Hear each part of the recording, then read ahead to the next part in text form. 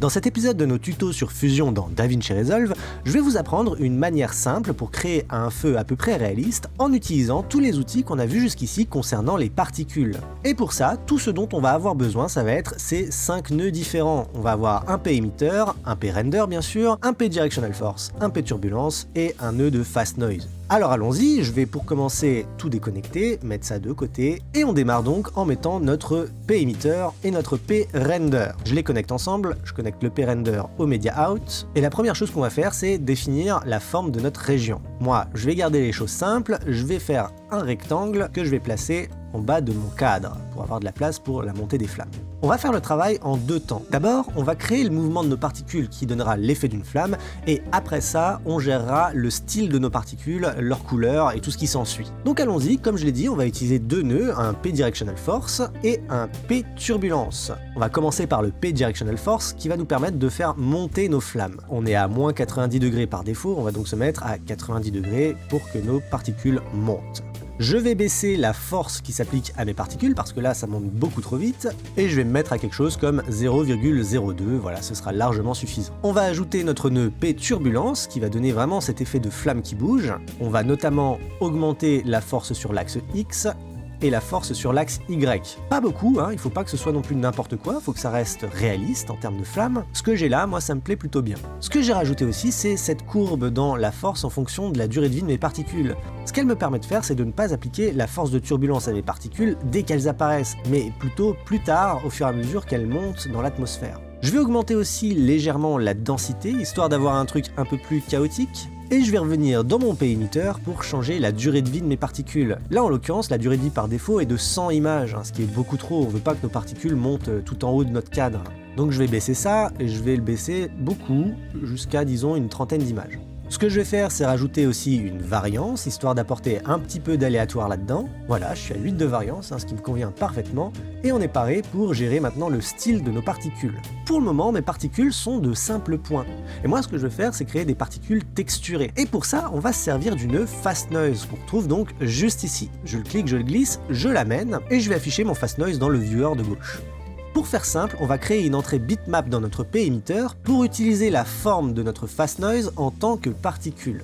Par défaut, notre Fast Noise est en 1920p par 1080 pixels, ce qui est beaucoup trop grand pour nos particules. On va changer ça donc directement en allant dans l'onglet Images de notre nœud Fast Noise, onglet dans lequel on va pouvoir régler les dimensions de notre cadre. Alors vous voyez que par défaut, je ne peux pas changer ni la hauteur ni la largeur de mon cadre, tout est locké. C'est le cas parce que par défaut est coché la résolution automatique. Je viens donc la décocher et à partir de maintenant, vous voyez que je peux changer les dimensions de mon cadre. Histoire de pas trop faire souffrir mon ordinateur pendant la génération des particules, et parce que c'est pas utile d'avoir des particules aussi grosses en termes de résolution, on va baisser ça drastiquement, je vais faire des particules de 100 pixels par 100 pixels.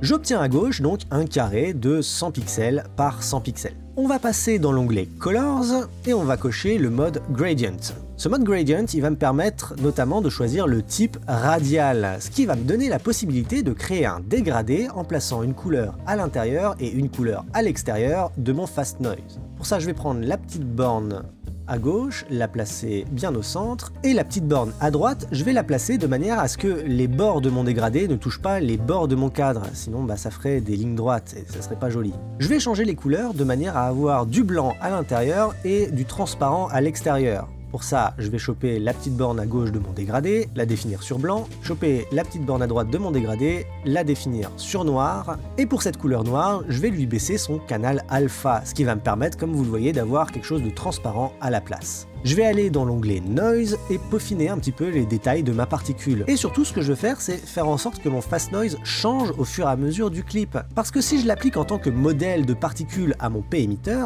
chaque particule sera exactement la même du début à la fin, et ça sera pas très réaliste. Pour ça donc, je vais augmenter le Seize Rate qui se trouve juste ici. Je vais le mettre, mettons, à 0,6, ce qui va me permettre, comme vous le voyez, de générer une particule réellement différente à chaque image. On a notre nœud Fast Noise terminé, on va pouvoir retourner dans le P-emitter et changer le style de nos particules en bitmap.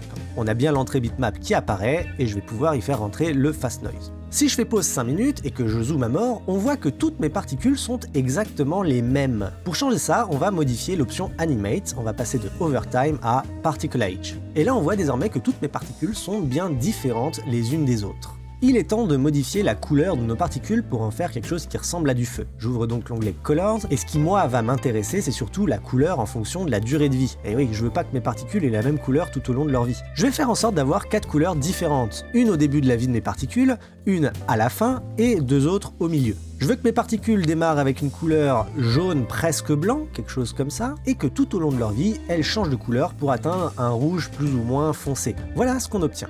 Maintenant, on va passer aux paramètres de taille. On est par défaut à 0,1 de taille. Moi, ce que je vais faire, c'est augmenter drastiquement. Je vais l'augmenter à 0,8. On obtient ce gros pâté. Une chose que je veux faire, c'est faire diminuer la taille de mes particules en fonction de leur âge. Je veux qu'à la fin de leur vie, elles soient moitié moins grosses. Donc ce que je vais faire, c'est aller dans Size over Life et baisser de moitié la bande de fin. Je précise juste au cas où que dans l'onglet Controls, je suis resté à 10 particules par image, histoire de pas trop faire souffrir mon ordinateur et pouvoir travailler plus ou moins confortablement pendant que je fais le style de mes particules. Mais à la fin, je vais en rajouter beaucoup plus, histoire d'avoir des flammes réellement denses. On a fini avec la taille, ce que je vais faire maintenant, c'est gérer les contrôles de fade, parce que pour le moment, mes particules, à la fin de leur vie, elles disparaissent d'un coup, et encore une fois, c'est pas très réaliste. Donc ce que je vais faire, c'est diminuer la bande de fin de mon fade, quelque chose comme à 0,5, à la moitié de la vie de mes particules, et comme ça on voit désormais qu'effectivement mes particules disparaissent progressivement en plus de réduire de taille à la fin de leur vie. Je passe à l'onglet suivant qui est l'onglet Merge. Pour le moment, mes particules sont bêtement superposées au-dessus des autres. Si j'augmente légèrement le paramètre Burn In, ça va permettre à mes particules de se fondre les unes dans les autres. Mais vous voyez que ça augmente aussi la luminosité de mes particules parce qu'on est dans un mode additif. Ce qui veut dire qu'on additionne les valeurs de luminosité et de couleur des particules qui se superposent. On va pas toucher aux paramètres de blur et ce que je vais faire, c'est juste revenir vite fait dans l'onglet Color Controls pour rajouter une variance de couleur, histoire que les particules ne soient pas toutes de la même couleur quand elles apparaissent ou quand elles disparaissent. Donc ce qu'on va faire, nous, c'est rajouter une variance de couleur dans les rouges, donc on va augmenter la bande de rouge, et on va aussi baisser la bande de bleu. On en a quasiment fini avec le style de nos particules. Ce que je vais faire maintenant, c'est revenir dans l'onglet Controls et changer quelques petites choses dans la rotation et le spin de mes particules. Je vais notamment rajouter une variance dans la rotation de mes particules, comme ça elles ne seront pas toutes orientées de la même façon quand elles apparaîtront, et je vais rajouter aussi une variance donc de spin pour qu'elles puissent tourner de manière plus ou moins aléatoire. On en a quasiment terminé. On va aller dans notre P-Render et pré-générer un certain nombre d'images au début de notre clip, parce que lorsque mon clip démarre, il y a quasiment aucune particule qui sont générées, donc on va augmenter ça. Je vais mettre 100 images de pré-générées, ce qui va me permettre déjà d'avoir un feu complet au début de mon clip. Je vais rajouter un tout petit peu de blur et aussi un tout petit peu de glow, histoire de peaufiner le travail. Voilà, on obtient quelque chose d'encore plus lumineux. Et pour terminer, on va revenir dans notre P-Emitter et on va augmenter le nombre de particules émises à la frame. C'est à partir de là que mon ordinateur va souffrir. Je vais mettre 200 particules émises par frame. Histoire qu'il n'y ait pas de bug de rendu, je vais retourner dans le nœud P-Render et cliquer sur Restart. Et pour vous montrer le résultat final, je vais retourner sur la page Edit et lui laisser le temps de faire le rendu. Le rendu est terminé et voici le résultat qu'on peut obtenir. Alors il y aura bien évidemment d'autres méthodes pour faire du feu de manière encore plus réaliste, mais au moins, avec les outils que je vous ai montrés jusqu'ici, vous pouvez obtenir un résultat assez convaincant de manière simple et rapide. Dans le prochain épisode, on s'intéressera à la génération de fumée, et vous verrez que c'est pas très différent des outils qu'on a pu utiliser pour faire du feu. Donc j'espère que vous aurez appris des choses, j'espère que ça vous aura plu. Moi je vous dis en attendant la prochaine, bonne journée, bonne soirée, ciao!